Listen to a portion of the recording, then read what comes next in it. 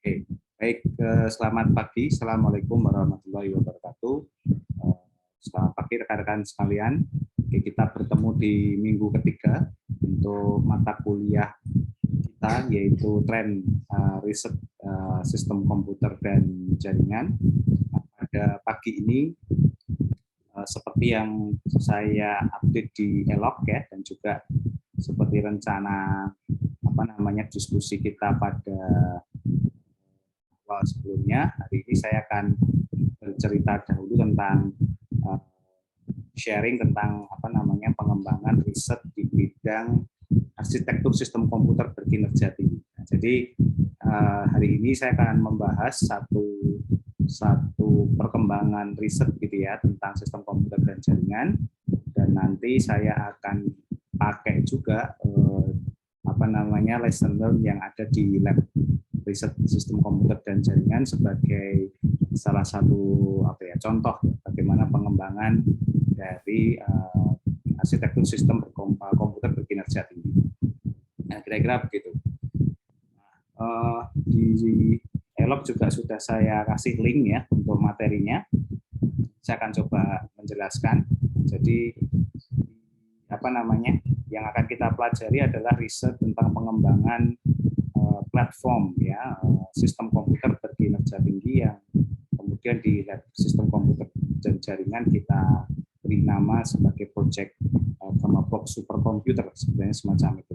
Nah, ini untuk membangun itu kita perlu banyak melakukan riset dan pengembangan ya dari awal sampai akhir. Jadi kita tidak hanya sekedar membuat sistem komputer yang langsung running atau langsung jalan begitu ya dan kemudian bisa dioperasionalkan, tapi kita benar-benar mencoba membuat sistem komputer yang dari awal ya from scratch gitu ya, dan kemudian kita coba bangun sendiri untuk bisa punya kemampuan mendeliver sebuah layanan superkomputer, jadi semacam itu. Nah, rekan sekalian, mungkin saya akan masuk ke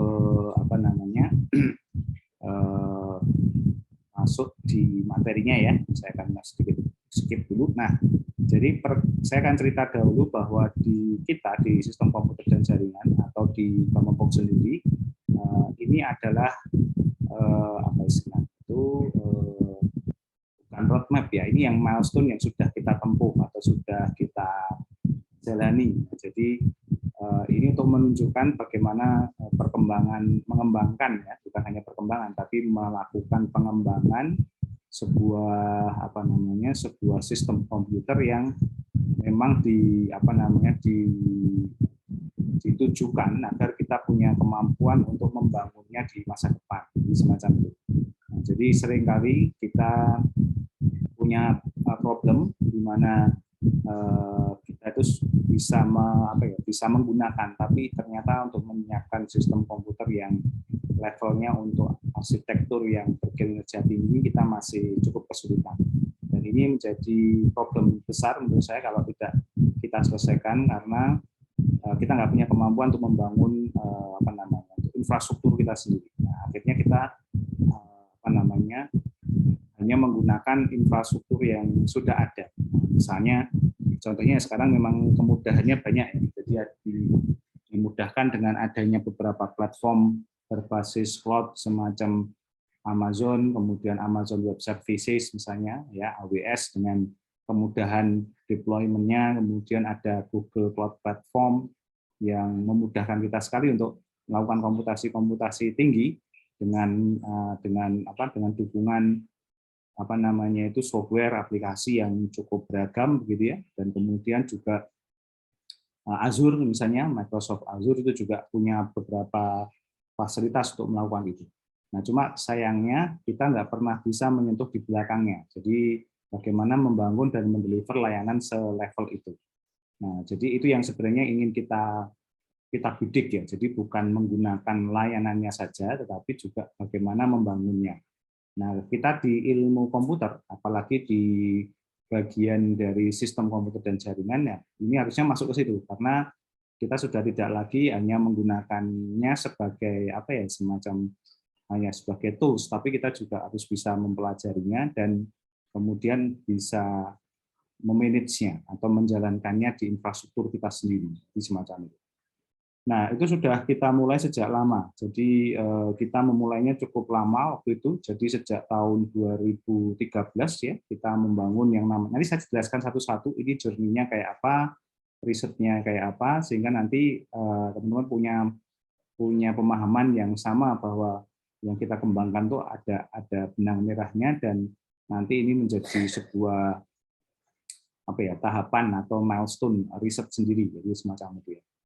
Ya, pertama adalah Gamma Box Cluster. Nah, ini adalah kita menyusun sistem komputer cluster yang bisa bekerja secara paralel. Nah, ini basic paralel saja. Jadi memastikan kalau kita punya beberapa node itu bisa bekerja secara bersama-sama. Nah, kemudian kita bikin karena paralel dia masih sangat tergantung satu sama lain ya sistemnya. Nah, sehingga kemudian kita membuat namanya Gamma Box Lego. Nah, jadi ini menggunakan sifatnya cluster tapi modular, kira-kira begitu. Nah, dua experience ini menjadi basic ya, bagaimana kita membangun sebuah arsitektur yang berkinerja tinggi.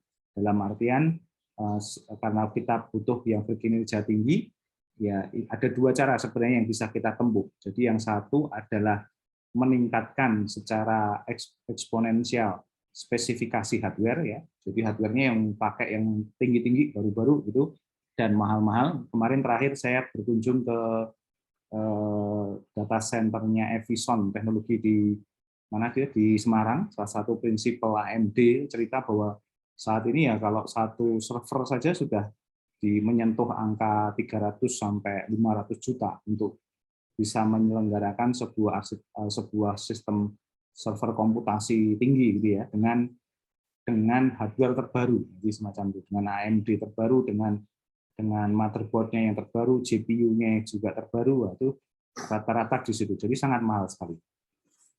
Nah, tetapi itu kalau kita mengejar spesifikasi, ya, tapi kan sulit gitu ya kalau kita hanya mengejar spesifikasi.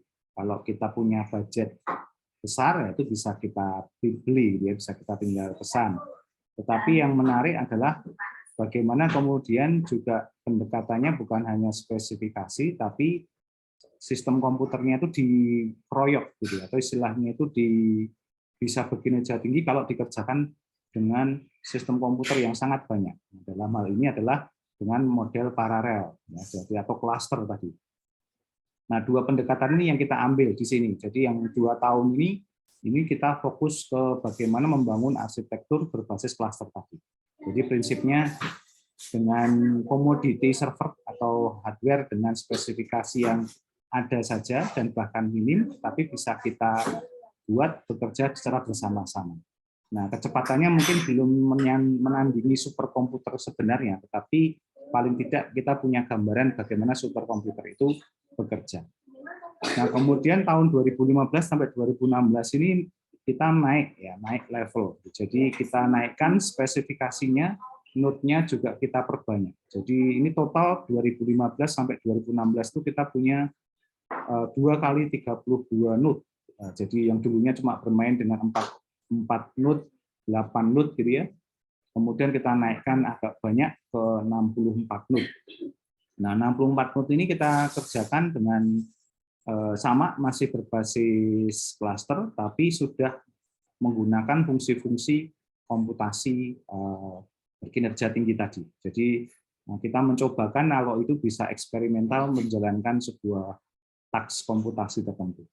Nah, kemudian makanya di sini ada prototipe pertama. Ini adalah 2015 ada Gamma Box Wisanggeni 01.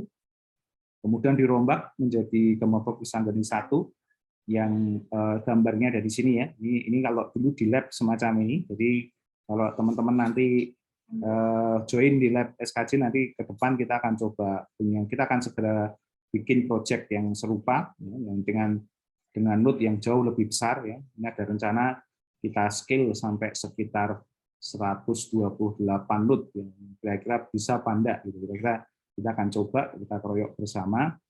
Kemudian nanti dinaikkan lagi tahun 2017 ini masih Wisanggeni generasi kedua, itu juga kita develop lebih besar lagi. Jadi semacam itu.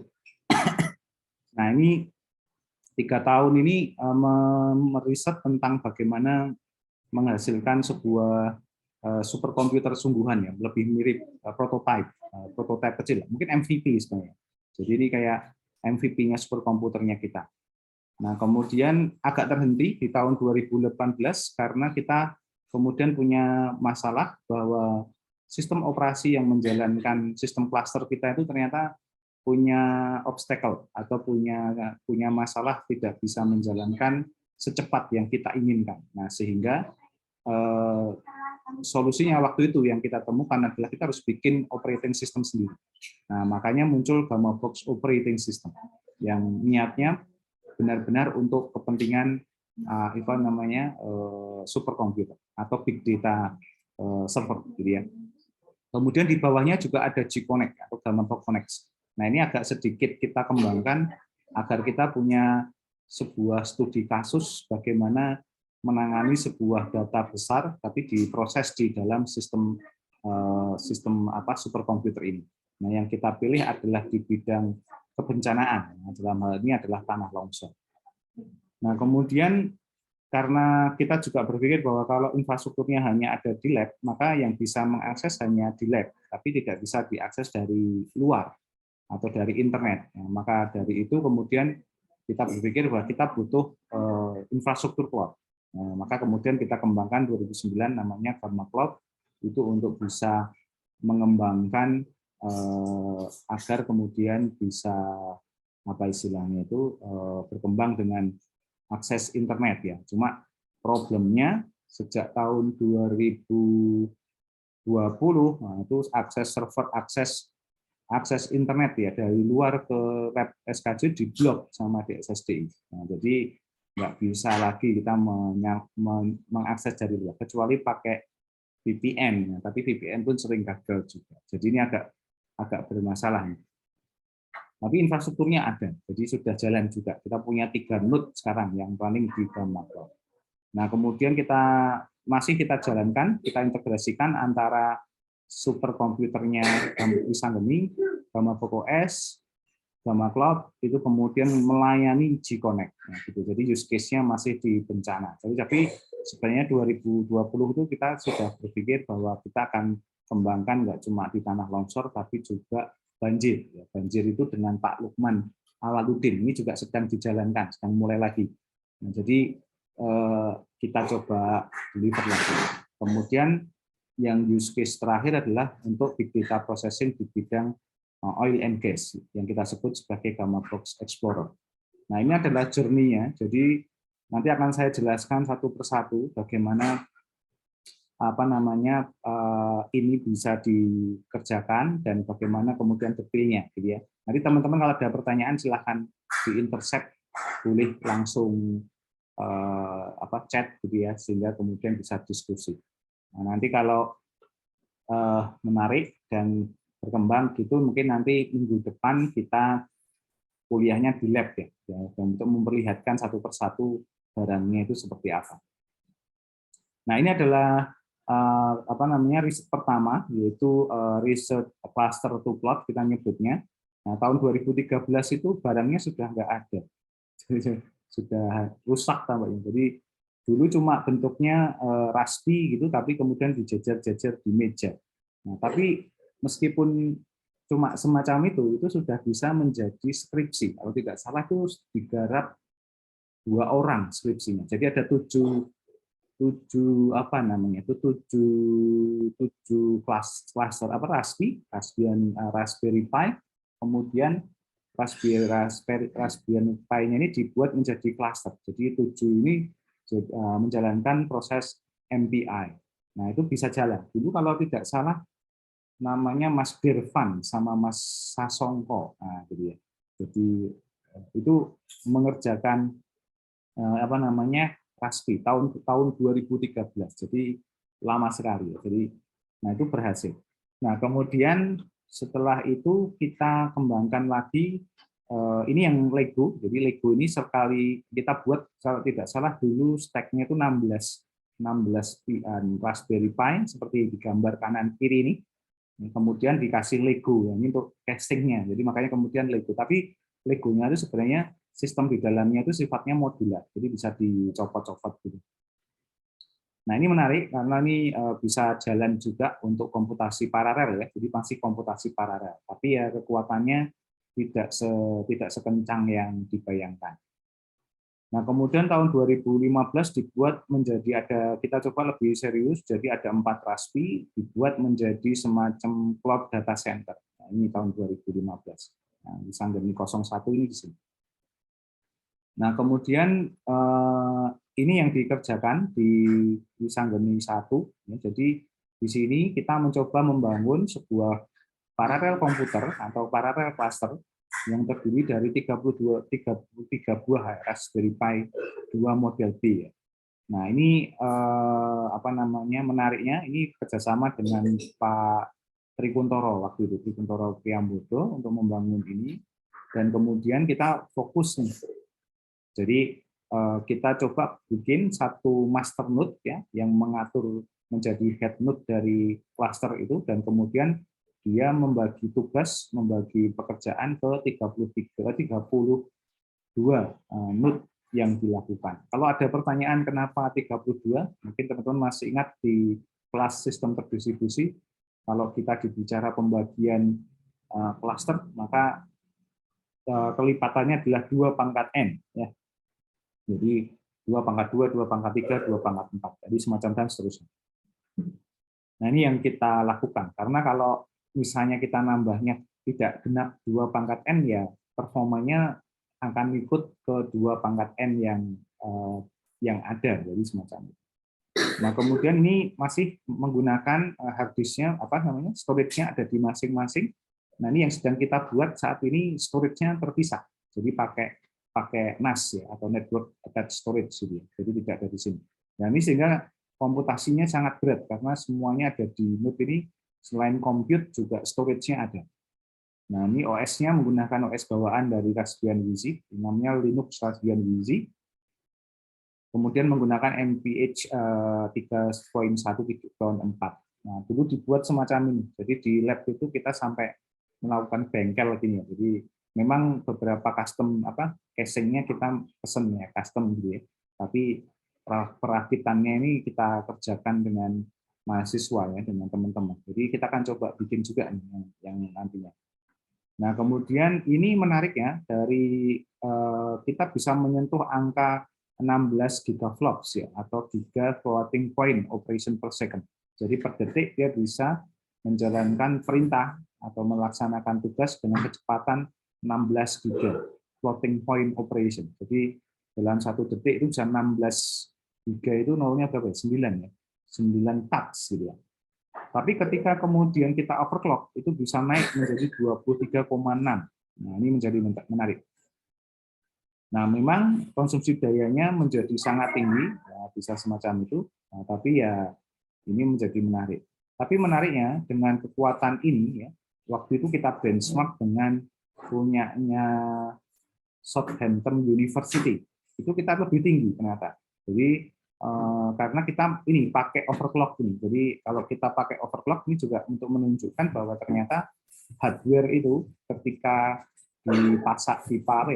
dipasarkan atau dipasang, itu sebenarnya dia bukan pada kapasitas 100%-nya. Nah, jadi ada kapasitas tertentu yang memang tidak dipaksakan untuk dibuka agar hardware-nya nggak rusak. Nah, memang konsekuensinya kalau kita overclock semacam ini, maka hardware itu punya potensi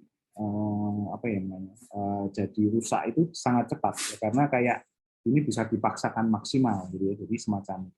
Nah, ini yang dilakukan. Jadi ini menarik, ini bisa menghasilkan banyak, ini skripsinya banyak. Ada Elins, ada 2 orang, ilmu komputer mungkin 3. Jadi dengan bikin project semacam ini itu bisa membantu untuk skripsi ya. Jadi teman-teman bisa mengerjakannya juga. Banyak yang pakai, ada yang fokus di protokol paralelnya, tetapi ada juga yang memperhatikan konsumsi dayanya. Jadi hanya melihat berapa besar konsumsi daya yang kemudian harus dikeluarkan atau dikonsumsi untuk untuk keperluan untuk keperluan istilahnya itu komputasinya di semacam itu. Nah, ini yang menarik. Nah, kemudian waktu itu memang mentok ya, ini karena memang kalau dari sisi arsitektur sistem komputernya, kita menggunakan Raspberry Pi 2 model B ini memang memorinya terbatas, ya, storage-nya juga terbatas. Jadi akhirnya memang pada titik tertentu untuk ngeload komputasi yang sangat tinggi, ya pasti ada batasannya yang tidak bisa kita hindari. Nah, ini yang menjadi problem dan kemudian menjadi obstacle. Nah, waktu itu kemudian kita coba tingkatkan pakai Raspberry Pi 3. Ini lebih besar karena sudah ada di setiap titiknya itu sudah ada 4 core ya, dan kemudian RAM-nya juga sudah 1 GB. Jadi harapannya lebih tinggi. Dan ternyata benar ini kita pasang dengan arsitektur serupa, tapi kita perkuat dengan lingkungan yang lebih bagus gitu. Ternyata dia cukup lebih handal ya. Ya mungkin kalau boleh saya berikan indeks mungkin ini 3,5 lah, lebih baik daripada Wisanggeni 1. Jadi ini cukup menjanjikan waktu itu. Dan sempat kita pakai untuk komputasi big data juga cukup bisa selesai. Kalau cepatnya mungkin ya relatif tidak cepat ya, tetapi secara pekerjaannya finish apa tidak itu bisa finish, bisa selesai. Nah, ini menarik. Ini sekarang sedang ada di Semarang karena sedang di-riset kembali oleh Edison. Kita kerjasama dengan mereka. Kita sedang riset agar ini bisa jalan, tetapi kita yakin ada kemungkinan ini bisa lebih cepat lagi, tetapi dengan pola storage-nya dijadiin satu di NAS ya, di network attached storage. Jadi tidak ditaruh di sini. Plus nanti di overclock. Jadi kalau itu hopefully dia bisa menyentuh angka yang cukup besar. Nah, ini yang kita kerjakan. Jadi ini kalau dengan 2 proyek ini sebenarnya kita sudah punya bekal, mungkin belum 100% komplit, tapi inisiasi untuk menuju ke superkomputer ini bisa kita kerjakan. Nah, jadi ini nanti salah satu challenge kita adalah itu. Jadi nanti kita akan coba kerjakan ya itu di lab.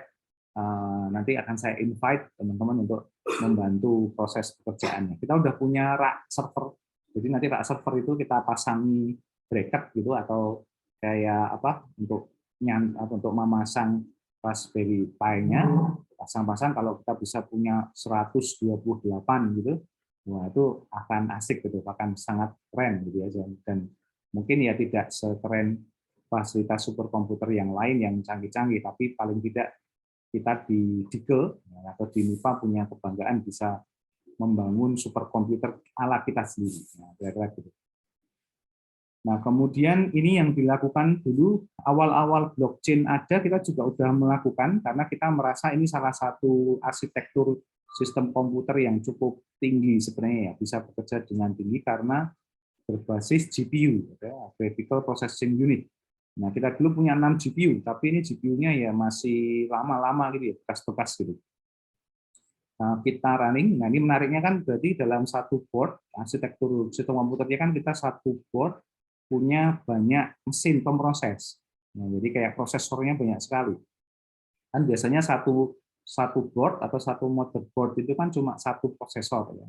Kalau ini satu motherboard tapi punya 6 prosesor. Jadi kayak satu orang kalau tadi satu kepala, kalau ini satu orang 6 kepala. Jadi mestinya lebih kencang gitu ya. Dan ini benar, ini pakai platform pakai GPU-nya AMD, kita punya 6, waktu itu dipakai untuk cryptocurrency mining, blockchain apa Bitcoin gitu. Ini waktu dulu kita sampai punya berapa ya? 6 Bitcoin dulu. Tapi harga Bitcoin waktu kita mining itu masih sekitar 500.000 gitu. 700.000. Nah, pernah naik paling tinggi 1,5 juta. Nah, waktu itu kemudian kita jual Bitcoin-nya dan kita belikan server. Setelah itu menyesal karena satu Bitcoin sekarang berapa ya? Satu Bitcoin 150 juta kalau tidak. Satu Bitcoin berapa sekarang? Coba. 290 juta masihan ya. Wah, jadi ya sebenarnya rugi ya. Harusnya kita tahan gitu ya. Jadi semacam itu. Jadi ini sekarang masih 300 juta. Jadi kan bayangkan kita bisa punya berapa? 2,4 miliar kalau dulu dihitung. Tapi dulu ya. Tapi setelah itu kita dimarah-marahin sama di SSDI karena networknya makan banyak banget ya, bandwidth-nya banyak banget, listriknya juga banyak banget. Tapi menarik ini. Tapi sekarang kalau kita mau mining sudah nggak menarik menurut saya karena makin susah ya. Kalau dulu 1 Bitcoin bisa kita kumpulkan dalam kurun waktu katakanlah 2-3 minggu. Nah, sekarang mungkin berbulan-bulan ya, atau bertahun-tahun, mungkin semacam itu. Jadi cukup sulit. Nah, mungkin kalau sekarang kita arahkan blockchain di kita punya infrastruktur sendiri dengan Pak Bambang Prastowo. Ini kita lagi coba membangun blockchain infrastruktur pakai Intel NUC ya, tapi menjadi private blockchain, jadi semacam itu. Nah, ini akan segera kita juga kerjakan. Jadi nanti dibantu juga dengan teman-teman yang tertarik masuk ke sini. Jadi semacam itu. Nah, kemudian ya kita coba eksperimen berhasil. Ini juga untuk proving bahwa kalau kita punya high performance computer, terutama untuk processing data besar seperti image ya, video, itu menurut saya memang cocoknya pakai GPU ya, tapi tidak bisa pakai kalau yang ini data-data numerical. Data numerical cocok sekali dan cukup cepat ya di semacam itu. Nah, kemudian setelah itu kita berkembang mengembangkan yang namanya Gamma Box Operating System. Nah, Gamma Box Operating System ini sebenarnya mencoba untuk membangun arsitektur sistem operasi yang bisa bekerja secara paralel. Satu itu cluster, gitu ya. Makanya di sini pakai YARN, Cluster Resource Management. Ya. Mungkin teman-teman nanti yang mengambil mata kuliah analisis big data dikenalkan sedikit ya tentang arsitekturnya. Kemudian kita pasang HDFS, Hadoop Distributed File System. Nah, kemudian dibantu dengan beberapa, tapi tetap based on MPI ya, untuk parallel programming-nya tetap jalan. Karena kita tuh tidak bisa lepas dari ini ya, jadi kita harus tetap menjalankan fungsi komputer paralelnya. Kemudian ditambahkan beberapa fitur aplikasi big data semacam MapReduce, Spark, ya, Peak, Flume. Kemudian ada juga cluster configuration-nya, yaitu menggunakan Zookeeper. Nah, ini kita bangun menjadi 2 tahun. Ini juga dikerjakan satu skripsi. Jadi Mas siapa dulu ya? Sekarang di Bank Mandiri dia. Saya lupa. Gaza, Parolus Gaza. Ya, jadi semacam itu. Nah, jadi menarik. Jadi itu dan ini sudah kita rilis ya, open source. Jadi kalau teman-teman lari ke sini di OS gammabox.id, nah ini adalah apa namanya OS-nya, jadi gitu ya, untuk bisa menjalankan itu. Nah, cukup simple. Nah, ini juga jelek-jelek, bagus-bagus ya. Ini bagus, sistem operasi bagus kalau menurut saya, karena sekarang dipakai di 1.200-an node ya, di sebuah komputer cluster di perusahaan minyak. Nah, jadi semacam itu. Jadi dipakai di sana untuk compute analisis oil and gas. Jadi semacam itu. Jadi menarik ini gitu ya. Nah, Gammabox OS ini sifatnya fully optimized ya. Jadi kita mencoba untuk istilahnya kalau sistem operasi itu kan banyak service ya, banyak library, banyak package yang jalan bersamaan. Nah, itu kita pilih-pilih mana yang perlu saja. Jadi yang nggak perlu ya nggak usah. Karena ini karena kepentingannya untuk spesifik kita menghasilkan sebuah apa namanya itu layanan berkinerja tinggi dalam hal ini big data ya dipastikan bahwa OS-nya itu bekerja di area itu. Jadi semacam itu. Sehingga library, package, modul yang tidak relevan atau tidak terkait itu kita skip, ya, kita hilangkan atau kita nonaktifkan. Nah, kemudian dengan based on Gammabox OS ini kita lari ke Gamma Cloud. Jadi Gamma Cloud itu semacam infrastruktur cloud engine. Jadi kita pakai Docker Kubernetes. Jadi semacam itu. Oh ya, sebelum ke sana, teman-teman sebenarnya nanti bisa melihat jejaknya itu di sini. Jadi setiap riset itu saya dokumentasikan di website saya, namanya cloud.wg/UGM/SCID. Jadi nanti akan ada banyak itu. Jadi misalnya yang Gammabox ini, nanti akan ada cerita itu semua. Jadi bagaimana itu dibuat begitu ya. Kemudian ada juga nanti yang terkait dengan cloud teknologi. Jadi semacam itu cukup banyak. Jadi bisa nanti dilihat lah. Jadi bisa dilihat-lihat di sana. Dan juga kadang beberapa presentasi dari teman-teman yang melakukan riset di area ini juga ada di situ ya. Saya open untuk bisa dibaca-baca juga. Nah, ini Gamma Cloud ini dikerjakan dengan Docker Kubernetes, ya.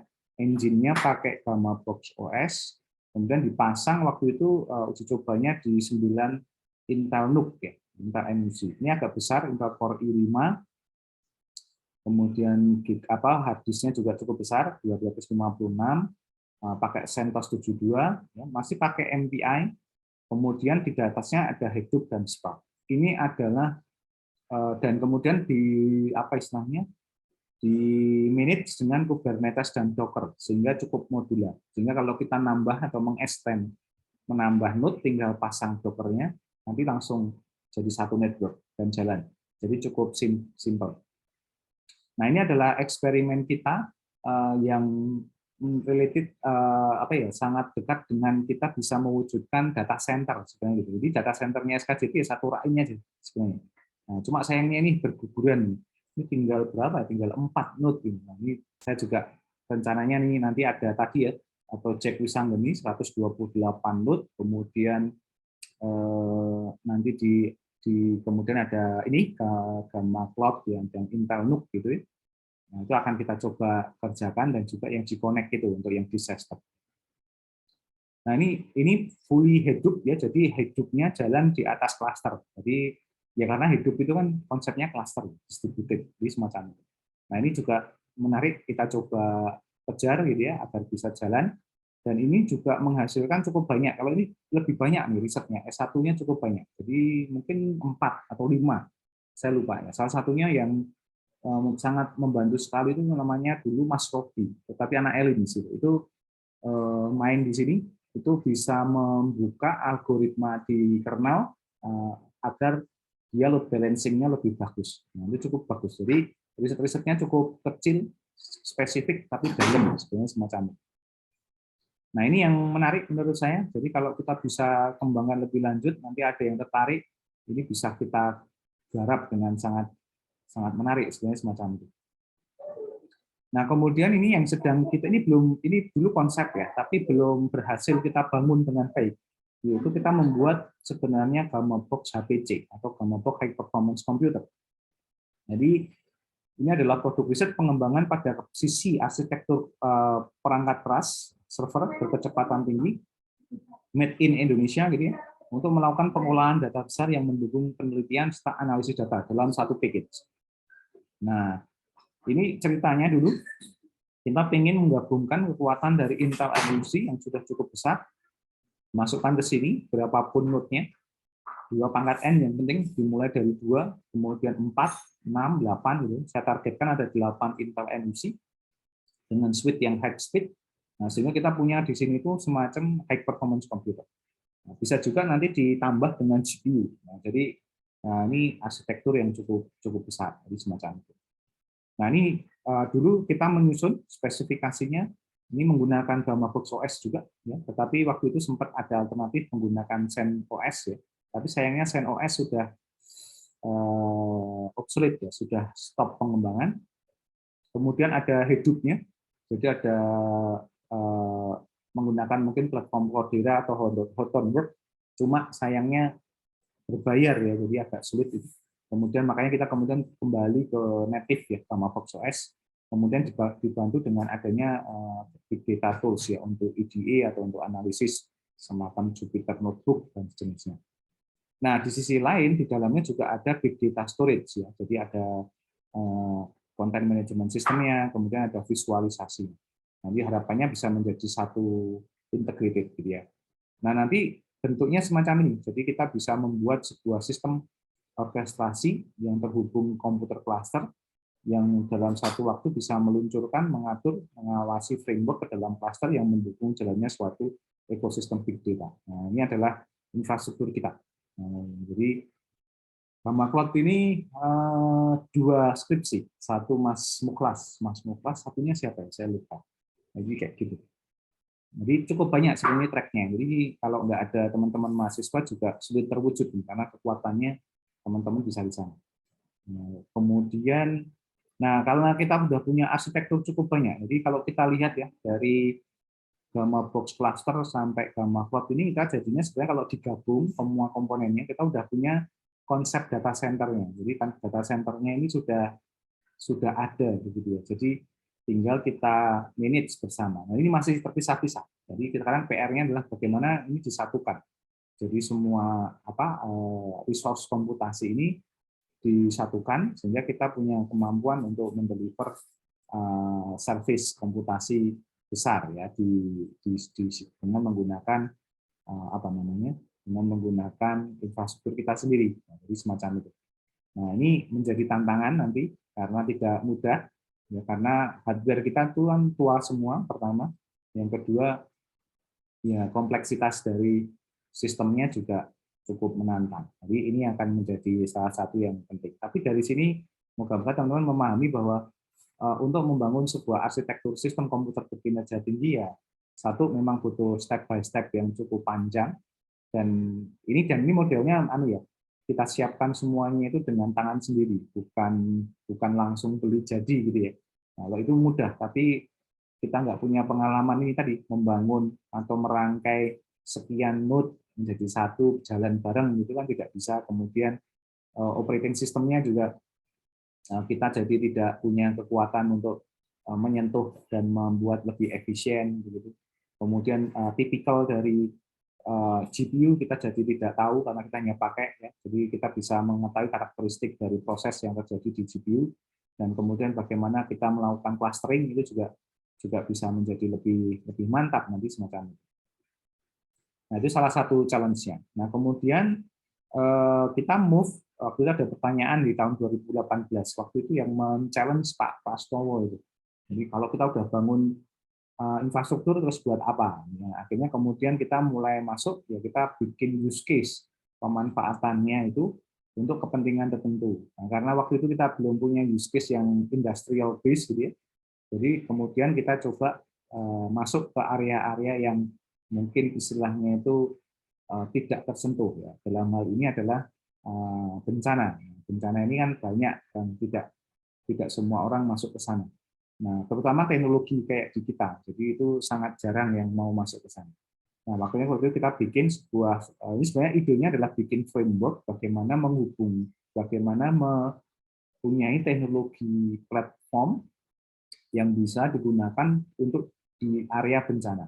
Baik dari sisi, jadi mudahnya kita menggabungkan antara kemampuan Internet of Things yang bisa merekam event, kejadian, dan data yang ada di lapangan, baik itu sebelum, ketika terjadi bencana, dan pasca bencana, begitu. Dan kemudian data itu dialirkan ke dalam infrastruktur cloud, ya, lewat internet, gitu aja.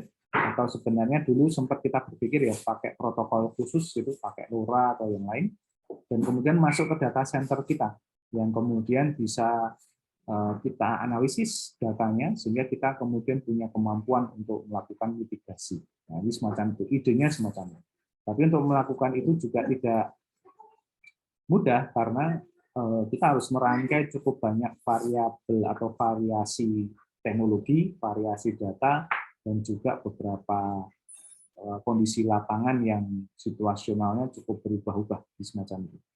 Nah, sebagai contoh semacam itu, waktu itu kami mensurvei, ada beberapa daerah yang potensial, yang cukup masif kan, misalnya Banjarnegara, gitu ya, Wonosobo, Pacitan, kemudian Wonogiri, kemudian di Jogja sendiri juga cukup tinggi, contohnya di Sermo, di daerah Pegunungan Menoreh, dan lain sebagainya, itu cukup tinggi resiko-resiko bencananya, termasuk Merapi. Tapi kemudian kita cari yang kira-kira belum tersentuh ya, belum ada instansi atau sesuatu yang masuk ke sana untuk memberikan semacam jadi living lab ya, atau lab hidup untuk ini. Nah, waktu itu akhirnya kita memilih Wonogiri karena relatif jaraknya bisa kita tempuh ya dalam satu hari itu bolak-balik gitu. Jadi akhirnya kita pilih Wonogiri karena cuma sekitar kalau ngebut ya 2 jam, kalau santai ya bisa 2,5 sampai 3 jam lah. Gitu. Tapi daerahnya cukup menantang. Ini salah satu contoh. Ini Mas siapa ya? Mas Bagas dia. Bagas siapa ya? Oh, bagus, saya lupa. Ini pernah kita ajak survei. Jadi longsornya cukup besar dan sudah menyentuh ke masyarakat. Nah, ini tantangannya cukup menarik karena di dunia sistem, di area kita di sistem komputer dan jaringan, ya mungkin kita mikirnya cuma tinggal pasang sensor gitu ya, kirim data. Tapi tidak semudah itu karena kita harus memikirkan arsitekturnya juga harus bagus gitu. Karena kan ini datanya harus terus-menerus ya, meskipun tidak real time tapi datanya harus mengalir terus.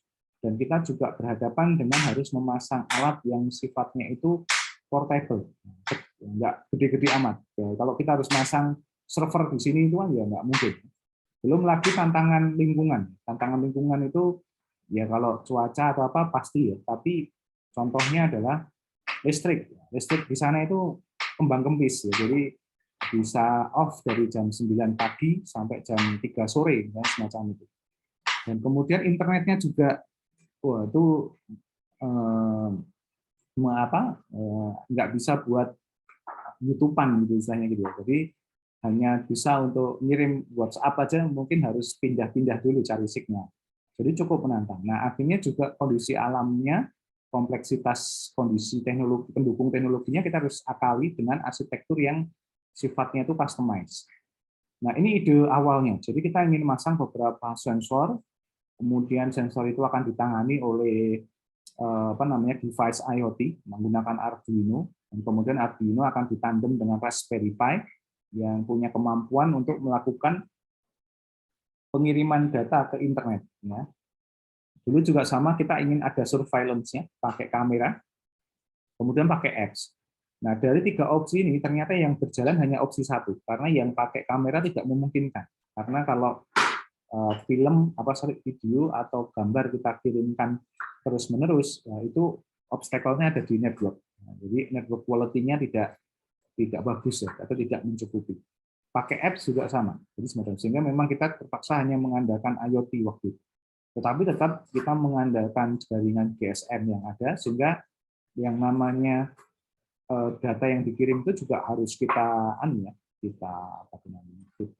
zip, diekstrak, dimampatkan atau di zip gitu, dikompresi agar lebih kecil sehingga ketika dikirimkan tidak membebani network. Nah, nanti juga masalah ada di cloud-nya, karena kita tidak menggunakan cloud yang ada, tapi langsung direct kita routing masuk ke server di lab SKJ waktu itu. Jadi cukup menantang. Nah, ini salah satu ya bagaimana, sehingga nanti di lab SKJ ini nanti compute-nya dari sistem komputer kita yang menangani pemrosesan data besar tadi. Nah, ini harapannya semacam itu. Wah, ini menantang karena selama ini sampai ini masalahnya masih ada terus. Masalahnya ada terus. Ini cukup banyak dulu yang mengerjakan, teman-teman S1 itu cukup banyak. Dulu sempat kita bikin komunitas, itu ada sekitar 54 mahasiswa join untuk mengerjakan proyek ini. Jadi cukup banyak. Dan ada S2-nya. Ini dikerjakan oleh 7 tesis, jadi semacam itu. Jadi bayangkan ini cukup banyak. Dan ini alhamdulillah nih untuk semester ini ada beberapa skripsi yang akan mengerjakan juga, jadi melanjutkan pengembangan untuk lingkungan yang jauh lebih kompleks. Nah, ini adalah arsitekturnya. Jadi arsitektur sistem komputernya terpaksa kita harus rangkai sendiri gitu ya. Jadi ini tidak ada produk yang langsung jalan. Jadi kita beli sensor-sensor suhu, sensor kelembapan, akselerometer, sensor angin, ya. Bahkan ada kamera. Nah, sensor itu kemudian ditangani oleh Arduino. Nah, kemudian dari Arduino ini ditangani oleh Raspberry. Nah, sampai di sini, ini sudah ada beberapa challenge ya. Jadi karena banyak sensor, automatically kita harus memikirkan bagaimana cara berkomunikasi antara Arduino dan Raspberry ini bekerja dengan baik. Jadi akhirnya kita harus melakukan riset di area protokol. Jadi kalau teman-teman masih ingat di mata kuliah jaringan komputer, nah kita harus bicara masalah protokol. Bagaimana protokol itu secure dan memastikan bahwa semua informasi yang berasal dari sensor yang dilewatkan melalui Arduino sampai ke Raspberry dulu deh, itu dengan baik. Tidak boleh ada korup atau error. Nah, waktu itu risetnya adalah membandingkan atau mencari protokol mana yang cocok. Ada I2C dan juga ada SPI. Jadi semacam itu. Nah, 2 protokol ini lazim dipakai untuk dunia satelit sebenarnya. Nah, sehingga kalau di satelit kan reliable ya, karena satelit itu kan ada di luar angkasa, sehingga mengirimkan data ke bumi itu bisa sangat cepat dan sangat presisi. Nah, itu ternyata kita juga butuh di level itu. Nah, ini akhirnya dicoba-coba, jadi dicoba-coba dan akhirnya ketemu bahwa performa waktu itu yang kalau tidak salah I2C yang menjadi kandidat diimplementasi. Tapi ini masih masalah karena modelnya adalah misalnya satu Arduino menangani satu sensor itu berbeda dengan satu Arduino menangani beberapa sensor. Nah, nanti protokolnya ini akan sangat challenging untuk di riset atau dikembangkan algoritmanya. Terus kemudian di Raspberry Pi ini tidak hanya menerima data, tapi juga dia punya tugas tambahan agar memastikan data yang dikirim itu tidak melebihi atau membebani jaringan, maka datanya perlu dikompresi. Dan strategi pengirimannya juga tidak seketika, tapi dijadwal, agar kemudian antriannya juga tidak membebani. Nah, sehingga kita butuh nih algoritma-algoritma yang melakukan kompresi dan penjadwalan pengiriman data. Nah, ini juga menantang. Nah, nanti kemudian sistem operasinya sendiri juga perlu di-enhance agar punya kemampuan yang bagus ya. Jangan sampai nanti sistem operasinya ternyata malah menjadi obstacle tersendiri. Nah, ini juga ditangani sehingga waktu itu sistem operasinya dibongkar juga. Jadi semacam itu agar kemudian Raspberry-nya ini benar-benar package-nya itu package untuk menangani sensor saja.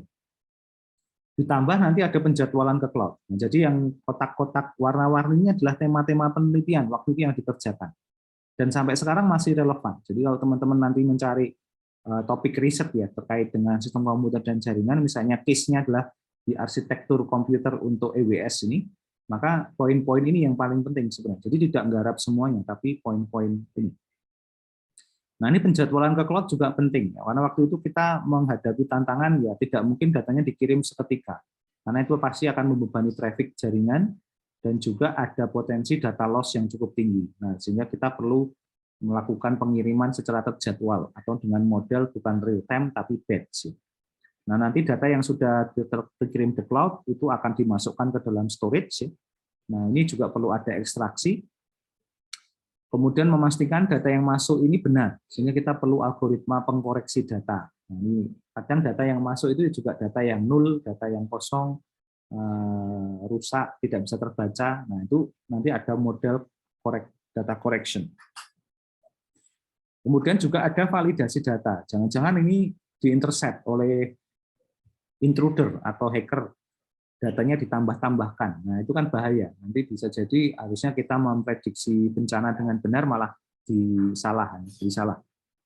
Nanti kita harus validasi. Kita harus ngecek bahwa datanya itu berasal dari node sensor yang benar. Jadi kayak gitu. Jadi cukup kompleks. Jadi ini kemudian nanti baru di belakangnya ditangani oleh high performance computer untuk melakukan visualisasi dan dashboard. Jadi semacam itu. Nah, ini juga menarik, ini salah satu tantangan besar juga.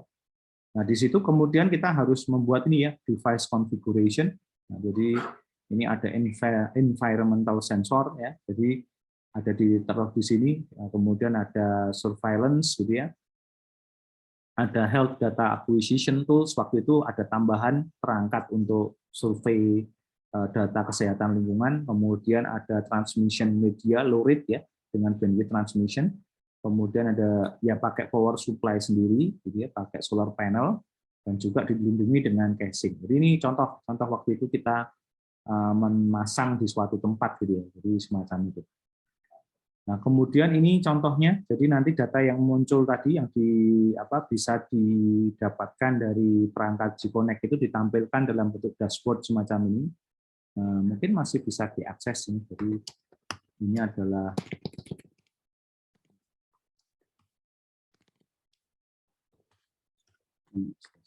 Nah, ini adalah dashboard-nya ada di sini. Jadi teman-teman nanti bisa lihat. Ini sorry datanya agak tidak update ya karena kita hentikan karena ternyata load-nya sangat tinggi sekali.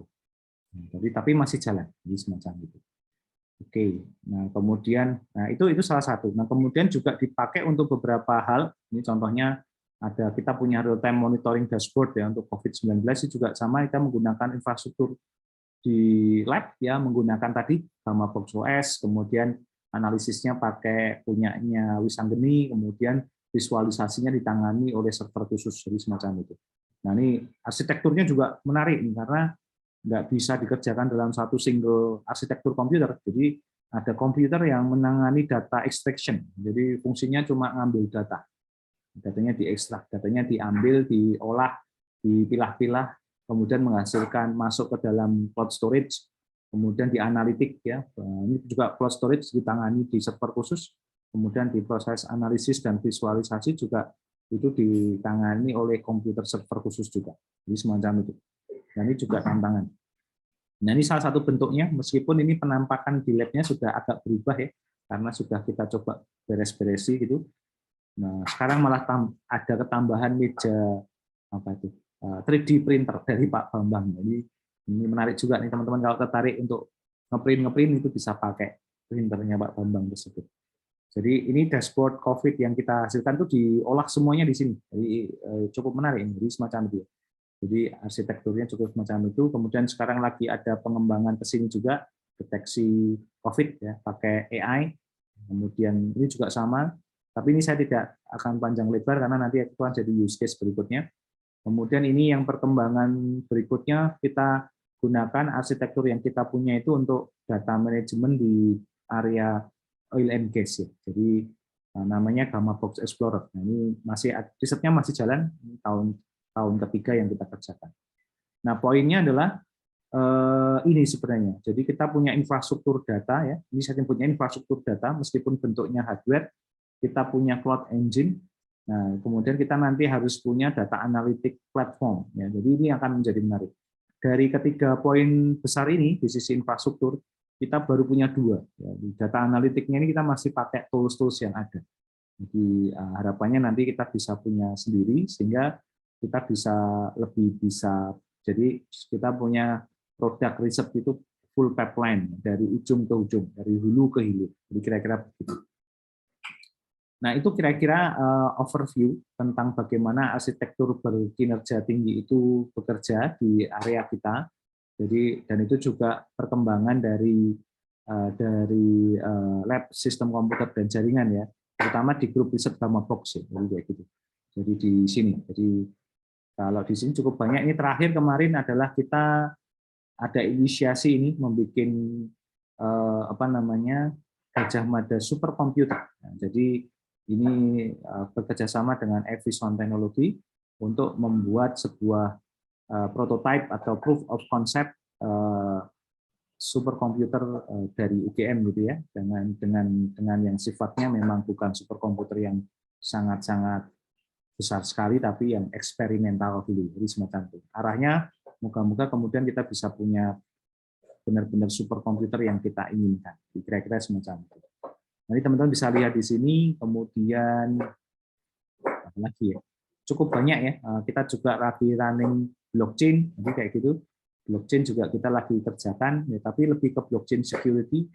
Kemudian kalau di cyber security lagi ongoing untuk kita lagi mendesain cyber threat intelligence (CTI).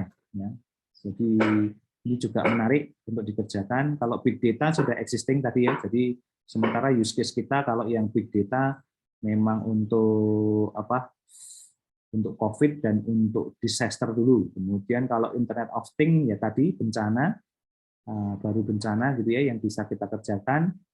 Kemudian kalau yang cloud teknologi tadi Gamma Cloud ya, Kubernetes dan sejenisnya. Terus kemudian kalau yang cyber system ini data center, jadi lebih ke data centernya. Jadi nanti akan semacam itu. Jadi teman-teman bisa lihat di sini juga. Ini khusus yang Gamma Box ya, ada ceritanya sendiri. Kemudian kalau yang G-Connect juga nanti juga ada ceritanya sendiri. Jadi bisa teman-teman bisa lihat gitu ya. Kemudian yang lainnya kalau ini enggak, ini cuma menjadi development.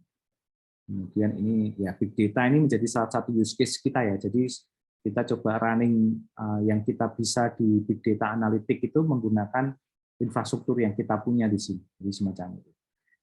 Nah, itu adalah update-nya, rekan-rekan sekalian. Silakan kalau ada pertanyaan sebelum kita masuk ke sesi berikutnya.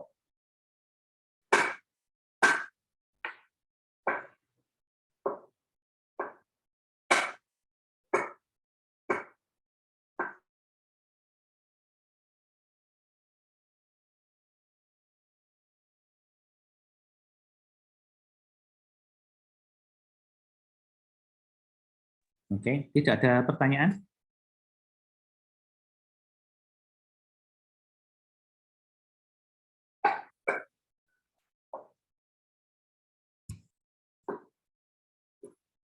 Oke, jika tidak ada, saya akan lanjut ke sesi berikutnya. Nah, sesi berikutnya adalah, ya, seperti yang saya sampaikan sebelumnya, kelas ini atau kuliah kita ini akan berupa riset base atau project base. Ya. Jadi ini adalah aktivitas pertama rekan-rekan. Jadi saya sudah menuliskan di elok, mungkin sudah ada yang baca.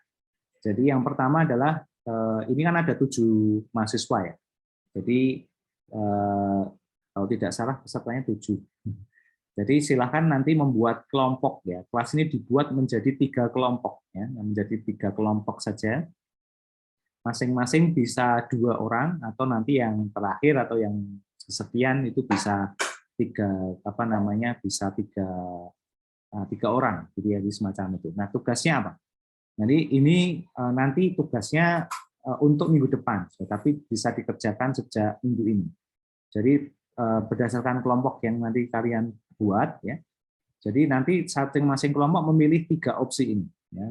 Yang pertama opsinya adalah ini temanya tentang superkomputer tercepat di dunia. Jadi ini nanti saya minta kelompok ini nanti mencari informasi dan juga mencari bentuk superkomputer yang dianggap sebagai tercepat di dunia.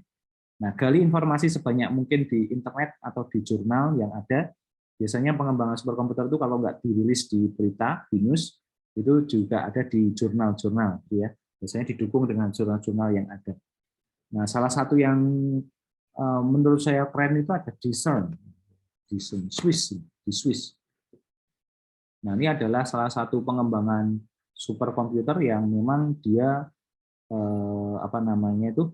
berbasis untuk riset-riset nuklir sebenarnya, tapi kemudian berkembang menjadi riset-riset komputasional teoretikal yang sangat luar biasa. Nah, jadi contohnya semacam itu. Nah, ini mungkin teman-teman nanti bisa lihat di sini ya, jadi untuk melihat bagaimana superkomputer itu dibangun dengan teknologi akselerator, semacam itu. Nah, yang dikejar adalah teman-teman bisa mengenai bagaimana mengeksplorasi. Jadi kalau nanti tugasnya teman-teman mencari informasi ini apa atau begitu ya. Jadi sehingga nanti ketika diceritakan itu akan sangat luar biasa. Nah, jadi di CERN ini juga salah satu tempat di mana munculnya web. Jadi teknologi web ada di situ. Kemudian dulu ada teori tentang the Higgs boson, partikel Tuhan gitu ya, antimateri, jadi semacam itu dan lain sebagainya. Jadi nanti silahkan dibaca-baca dan dijelaskan. Ini semacam itu. Contoh, ini sebagai contoh. Nanti ada banyak lagi, juga ada superkomputernya Cina yang diklaim juga menjadi superkomputer tercepat di dunia. Ada juga superkomputernya KAUS, ya. KAUS itu universitas di Arab Saudi. Itu juga dianggap sebagai superkomputer tercepat di dunia. Nanti silahkan dilihat dan tolong di overview. Nanti minggu depan kelompok yang mengambil materi ini menceritakan dengan presentasi.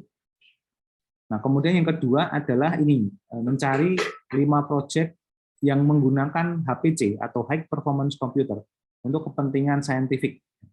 Nah, tetapi saintifiknya ini digunakan untuk misalnya menangani isu climate change, ya, kemudian COVID-19, atau juga Sustainable Development Goals. Nah, jadi nanti silahkan dicari gitu ya di internet. Saya pikir juga banyak ya, HPC for climate change itu cukup banyak misalnya. Nanti silahkan di overview mana yang kira-kira itu sangat bagus gitu ya, jadi semacam itu. Nah, ada contohnya semacam itu. Nah, ini juga sama. Ini ada mitigating tentang Uni Eropa ini punya mesin HPC yang fokus ke situ. Jadi ini cukup menarik ya. Jadi nanti yang di overview project-nya apa, bagaimana dia menjalankan, dan ini sumbernya dari mana, di semacam itu ya. Dan bagaimana sedalam detailnya sedalam apa teman-teman bisa menggali itu saya serahkan ke masing-masing ya. Jadi bebas sedetail mungkin. Ini contohnya nih.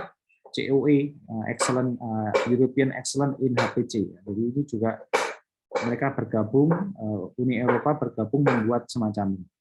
Jadi digunakan untuk banyak hal. Jadi ini contohnya yang bisa digunakan untuk macam-macam sekali. Jadi nanti bisa dilihat juga dari semacamnya. Nah, kemudian berikutnya adalah ini pengembang. Kalau tadi kan yang gede-gede gitu ya. Nah, bisa juga masuk ke pengembangan komputer khusus dengan specific purpose ya. Jadi pengembangan komputer spesial untuk keperluan yang spesifik ya. Contohnya kalau yang saya cukup impresif nih ada Kano komputer.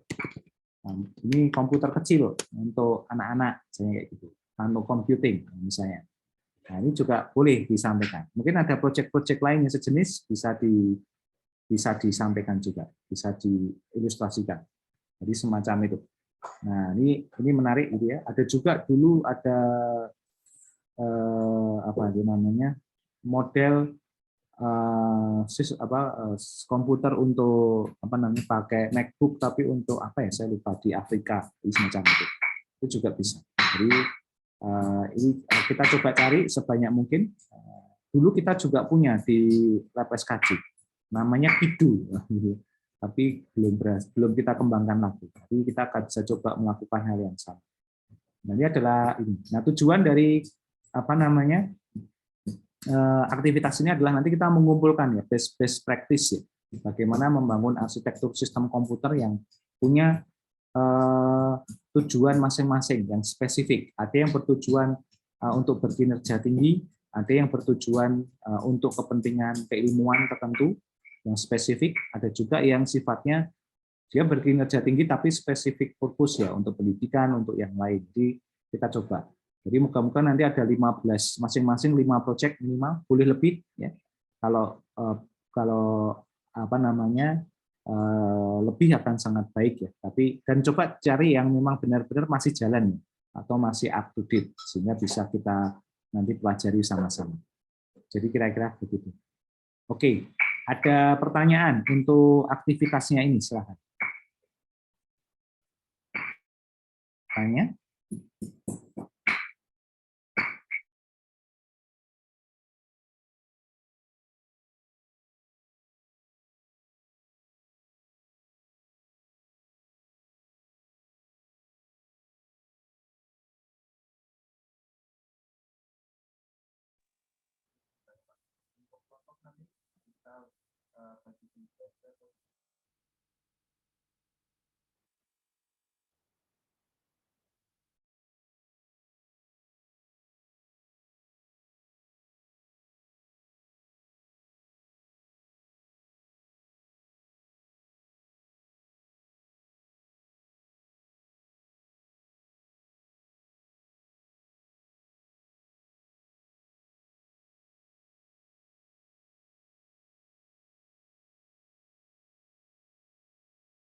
Oke, tidak ada ya.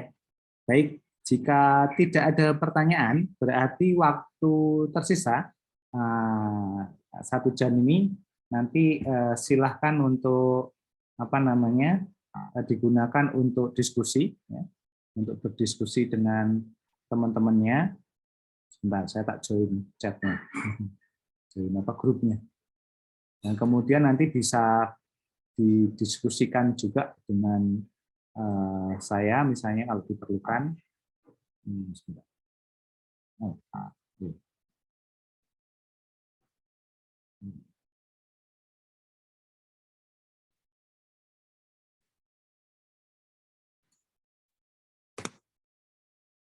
Kalau ada pertanyaan nanti silahkan apa istilahnya bertanya ya. Jadi saya akan sangat senang sekali untuk mendiskusikan. Misalnya Pak, saya nemu ini cocok apa enggak? Nah, boleh. Nanti saya persilahkan untuk ditanyakan atau didiskusikan di grup yang saya juga sudah masuk, gitu ya. Kira-kira begitu. Oke, clear? Bisa ya, teman-teman, untuk melakukannya.